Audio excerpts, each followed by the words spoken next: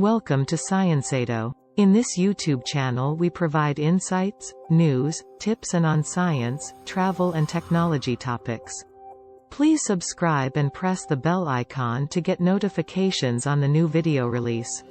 In this video we are going to explore Prince Edward Island. Let's get into the video. Prince Edward Island may be Canada's smallest province, but don't be fooled by its petite size. What this eastern Canadian island lacks in square mileage, it makes up for in spectacular coastal drives, pristine shores, there are more than 90 beaches, and hiking and cycling trails that usually lead to something delicious. Think freshly shucked oysters, lobster rolls, and award-winning ice cream.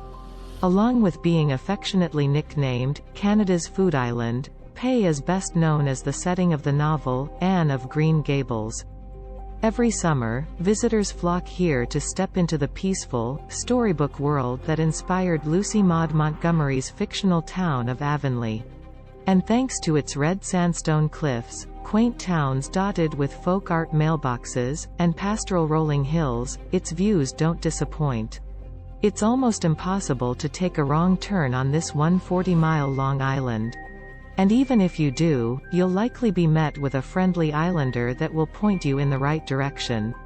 Pei residents are deeply passionate about protecting their fragile ecosystems and heritage formed by Akkadian, Celtic, and Micmac cultures, just to name a few, leading to a wealth of unique and sustainable experiences.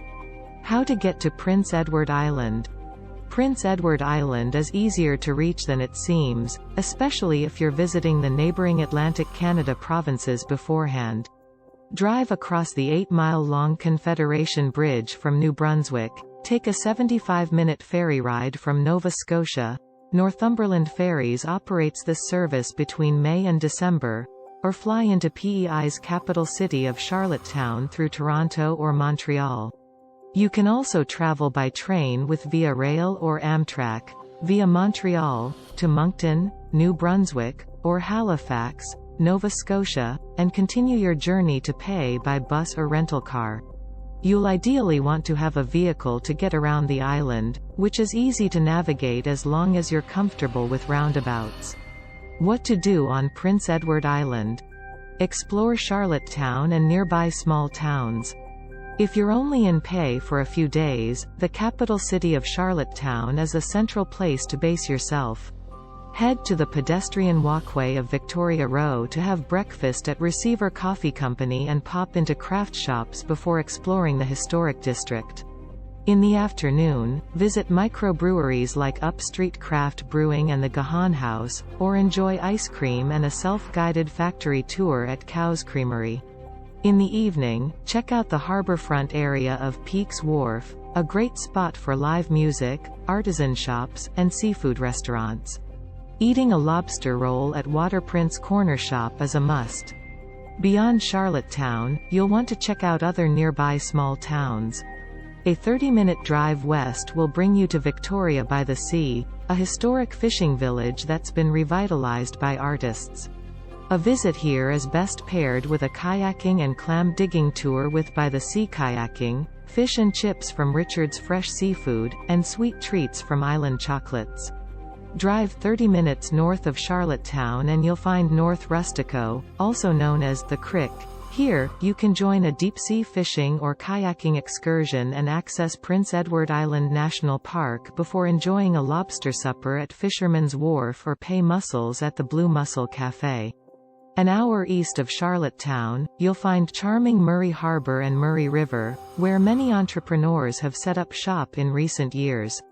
Have a hearty breakfast at the Home Plate Restaurant and Bakery and stop at the boutique Newman Estate Winery. Take a coastal drive. Prince Edward Island has 3 coastal drives that link many of its small towns, iconic landmarks, and boardwalks. You can easily do these drives as day trips from Charlottetown or make a road trip out of them and stay at inns along the way. A great one to start with is the Central Coast Drive, where you'll find the Green Gables shore, including several of the beaches, towering sand dunes, and trails that inspired the book. It's a good idea to dedicate a day to the Point's East Coastal Drive, where you can relax on more than 50 beaches, Play a round of golf. Hear the sound of singing sand at Basin Head Provincial Park, sample potato fudge, and visit historical sites like the Point Prim Lighthouse, Prince Edward Island's oldest lighthouse. For something off the beaten path, try the North Cape Coastal Drive along Canada's Oyster Coast, where the sunsets are just as memorable as the seafood, and Acadian and native Micmac cultures thrive. Along the way, you'll find some offbeat attractions like the Canadian Potato Museum and the bottle houses constructed out of 25,000 recycled bottles by retired Cape Egmont lighthouse keeper Edward Arsenault. Hit the trails. The Confederation Trail runs tip to tip across Pei and can be traversed by foot or bicycle. Stretching about 170 miles, you can take a week or more to cycle the entire stretch, or just do a section. Other notable spots like the Homestead Trail, Cavendish Beach, and the Robinson's Island Trail system can be found within Prince Edward Island National Park.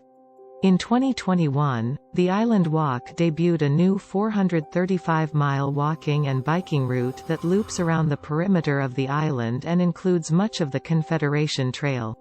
It takes about 32 days to complete by foot, but can also be explored in sections.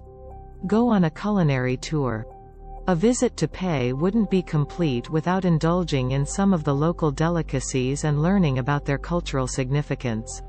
Join the immersive bannock and clams experience on Lennox Island, home to the Micmac First Nation. Here, you'll learn how to bake the traditional bread under the sand and enjoy freshly harvested Malpeque Bay oysters cooked over an open fire. Combining music and food, the village musical Acadian puts on dinner shows throughout the summer, allowing guests to sample Acadian dishes like chicken fricot, meat pie, and hominy corn, and listen to traditional music.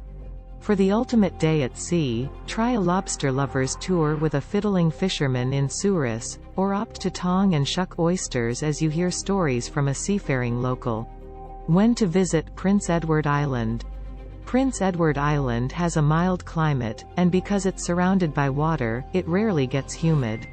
Most businesses are open between May and October, but summer is undoubtedly the best time of year to get out on the water and enjoy the beaches, with pleasant temperatures between 70 and 90 degrees Fahrenheit. In the spring, when the lupins bloom, enjoy mild days, 46 to 71 degrees Fahrenheit, as well as the start of lobster and theater season.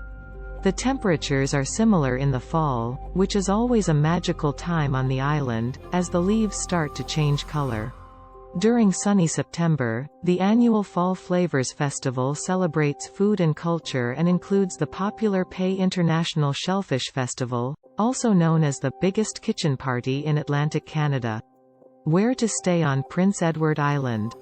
In Charlottetown, the Great George Hotel offers a mix of classic and deluxe rooms and luxury suites spread across 17 restored heritage buildings on a city block near the wharf.